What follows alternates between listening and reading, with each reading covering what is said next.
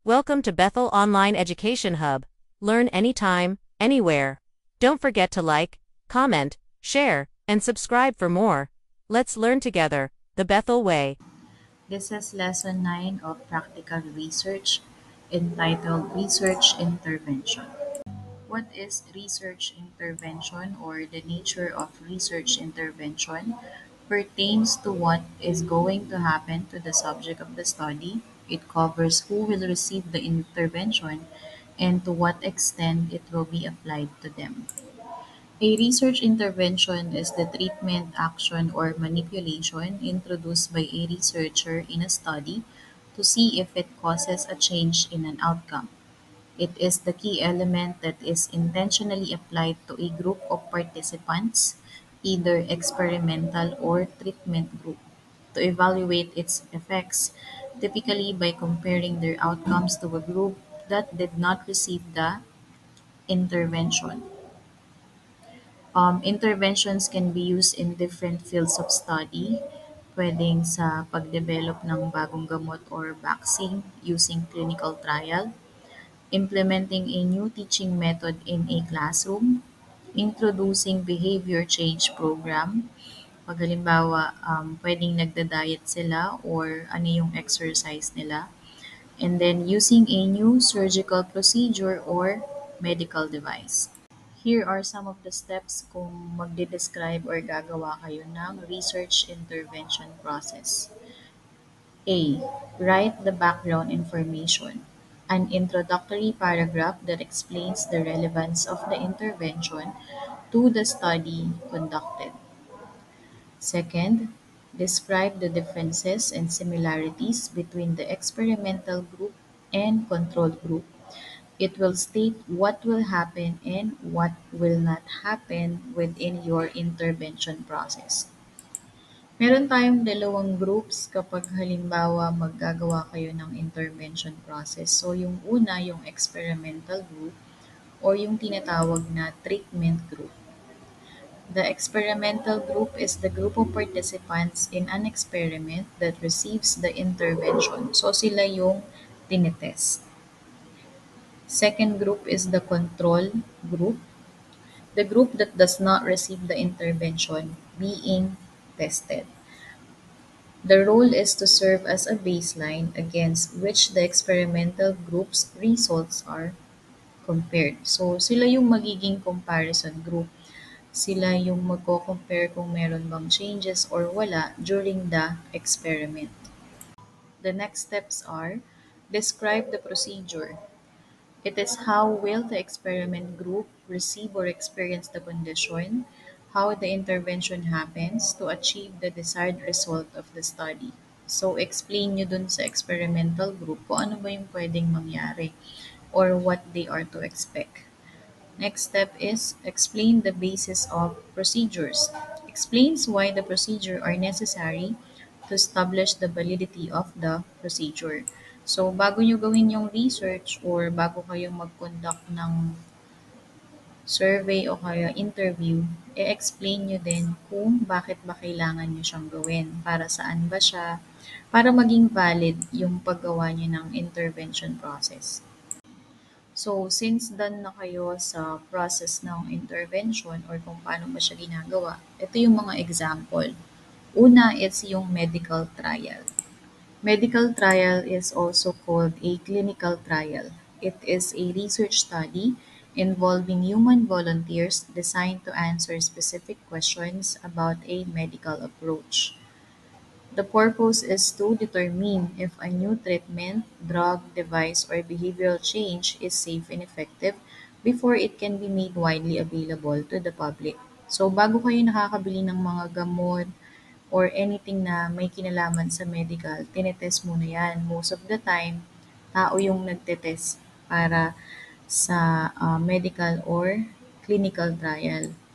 So, kapag halimbawa good or positive ang naging outcome ng medical or clinical trial, saka lang siya ilalabas sa public, pwede na siyang ipagbili.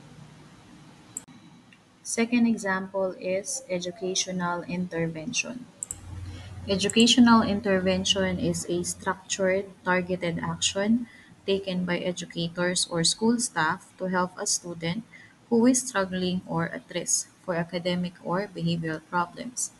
The basic meaning is providing extra specific support to address a gap in a student's learning or skill set so they can catch up and succeed in the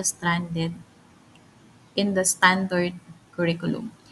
So, kapag naman tinawag na educational intervention, halimbawa, yung estudyante, babagsak na siya, o kaya talagang hindi na mahataks yung grade niya.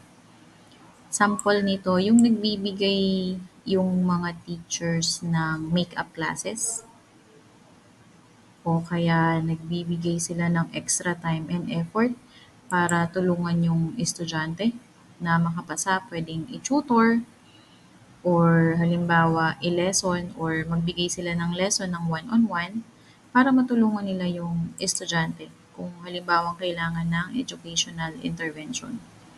Another example is behavioral intervention.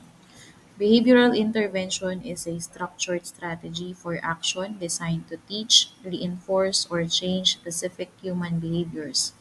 It is an evidence-based practice rooted in the principles of applied behavior analysis or behavior modification, focusing on observable behaviors and the factors that influence them. So, for example, halimbawa, um, hindi siya punishment, para siyang reprimand, pero not like that. Halimbawa, yung estudyante hindi siya maganang mag-aral. Puwedeng mag-change ng strategy si teacher para malaman niya kung may kinalaman ba sa behavior, yung dahilan kung bakit wala ng ganang mag-aral yung estudyante. O kaya naman kapag halimbawa nagtatrabaho na kayo, bakit kaya palaging pala-absent yung worker, ano kayang dahilan, baka kasi may kinalaman yung behavior niya, kaya siya gano'n. So, gagawa sila ng test or intervention. Puwedeng kausapin o kaya puwedeng ilagay sila mismo sa parang experiment or puwedeng magtanong yung gagawa ng experiment kung ano ba yung nangyayari, bakit nagbabago yung behavior. Next example is public health intervention. It is any organized effort, program, or policy designed to improve mental and physical health and prevent disease on a population level. It targets it targets entire communities, groups, systems, or environments rather than focusing solely on individual treatment. So kapag sinabi namang public health intervention, pwede sila ditong mag-create ng changes para ma-protect yung entire population regarding sa sakit o kaya sa kung anong kinakaharap nilang health issues. And also, pwede rin nilang i-modify yung physical world para i-reduce yung risk. Halimbawa, kailangan ng environmental control. For example, 'di ba, nagkakaroon tayo ng baha bukod sa flood control project na issue ngayon. Puwedeng i-require nila yung bawat family o kaya yung bawat person ng community na magtanim ng mga puno para maiwasan yung pagbaha. And then kapag naman sa health promotion or education, ang ginagawa nila is public awareness campaign. Halimbawa, kagaya nung nagkaroon ng COVID sa Pilipinas, di ba naging laganap yung mga news about it, yung mga healthy precautions na pwede natin gawin. Tapos, nagkaroon ng standard kung sino lang yung pwedeng lumabas, kung sino lang yung pwedeng bumili ng pagkain, tas ano yung mga dapat gawin sa mga ganong sitwasyon.